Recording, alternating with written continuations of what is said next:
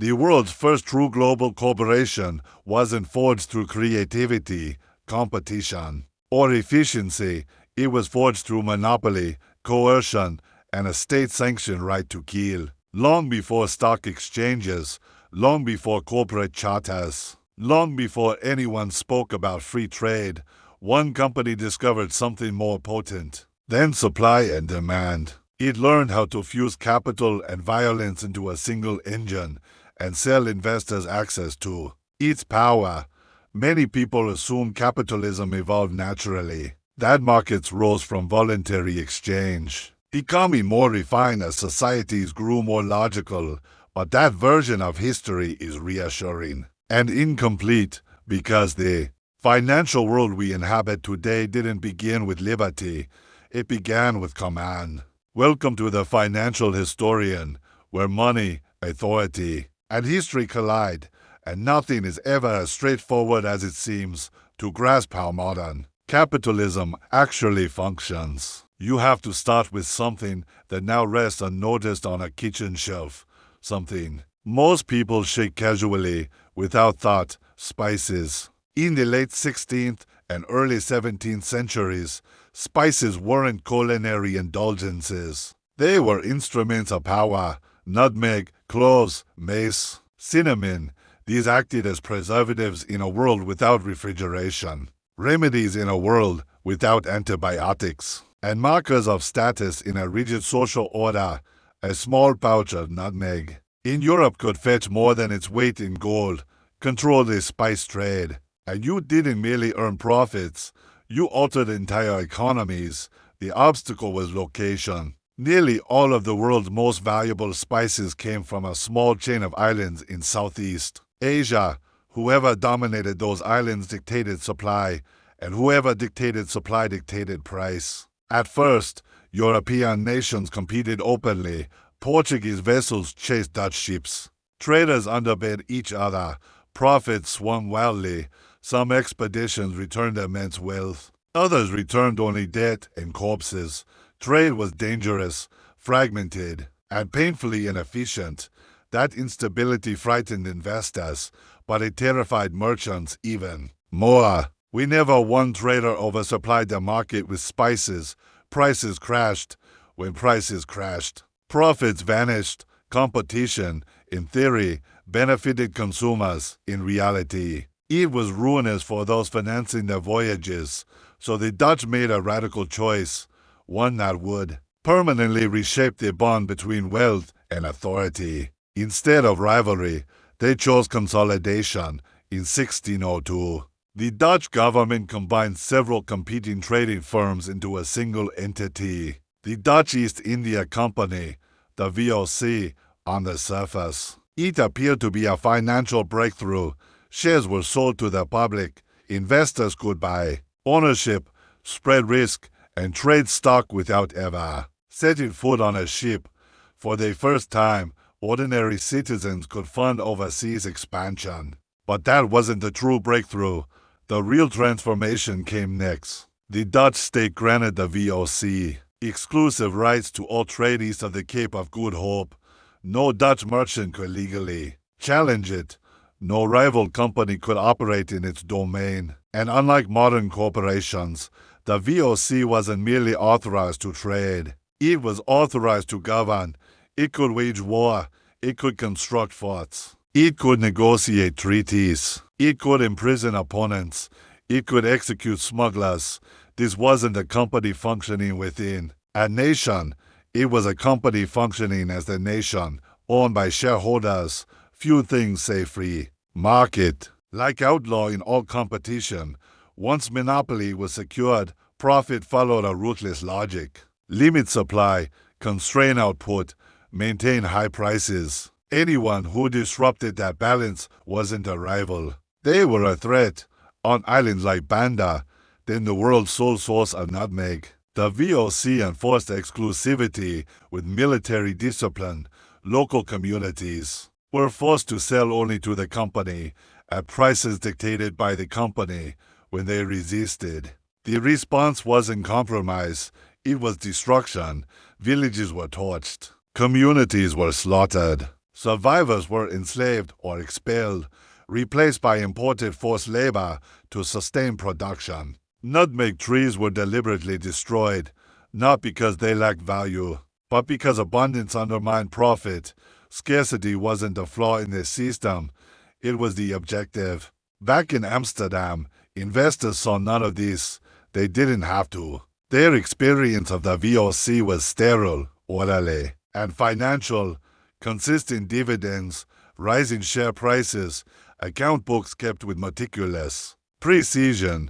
The brutality remained abroad, the returns came home. And this divide between profit and consequence may be the VOC's most lasting contribution to economic history. For the first time, thousands of people could gain from imperial violence. Without committing it, witnessing it, or even confronting it, risk was abstracted, accountability dissolved, ownership became paper. By the time the money arrived, the blood had already been erased from the ledger. This was capitalism discovering how to scale. The VOC didn't merely trade spices. It pioneered a framework where cruelty could be converted into revenue, where force became dividends, and where ethical cost was buried beneath layers of administration and distance. Investors didn't need to endorse conquest. They only needed to trust the yield, and for a time, it worked spectacularly. The Dutch Republic prospered.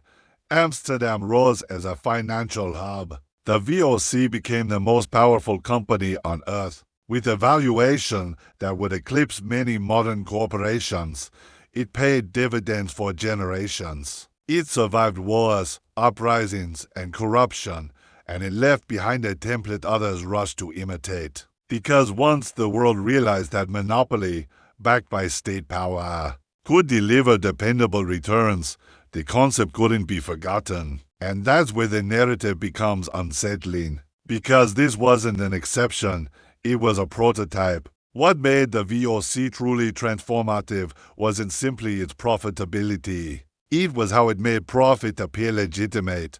For decades, the company provided what investors valued most: stability, predictable dividends, managed supply, political support. The chaos of conquest was absorbed into the organization, processed by bureaucracy, and rendered into financial statements. Violence became overhead, exploitation became operations, empire became an expense line. And here is where the VOC quietly rewired the logic of modern finance.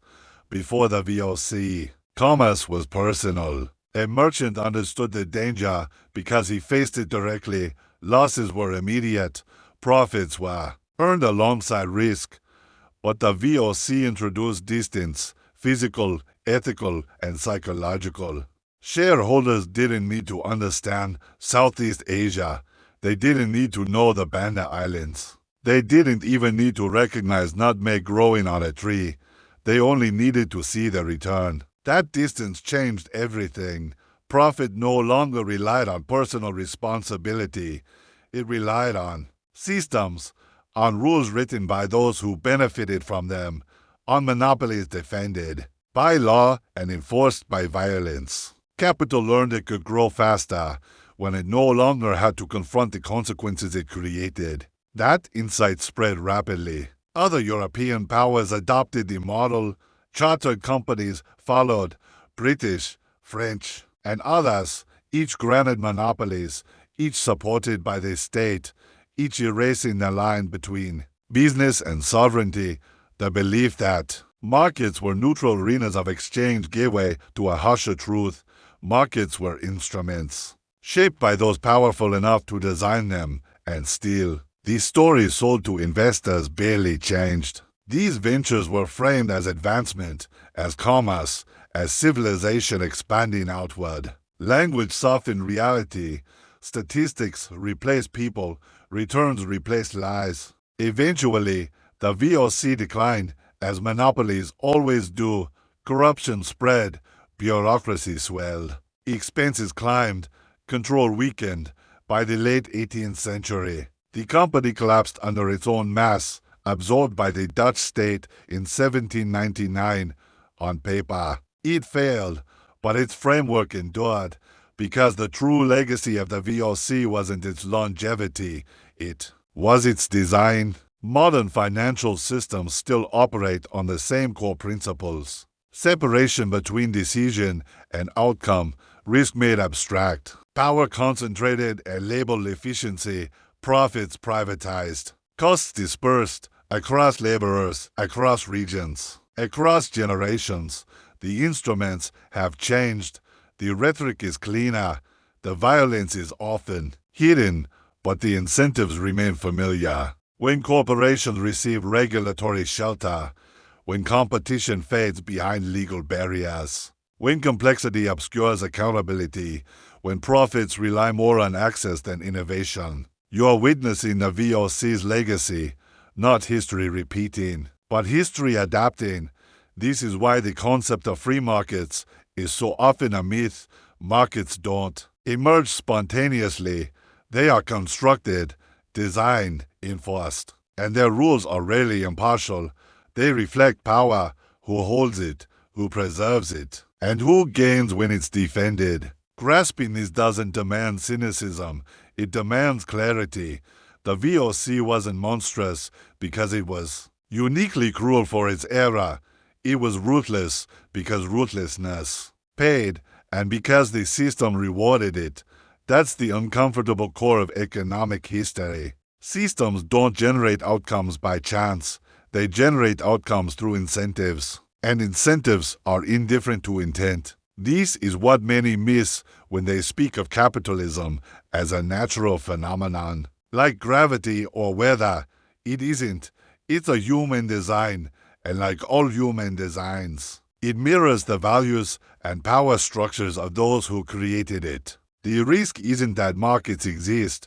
The risk is forgetting how they were formed and why. Because once the origins fade, slogans take their place. You begin to see fairness where advantage exists, neutrality where intention lies, freedom where constraint operates, and that illusion makes you vulnerable.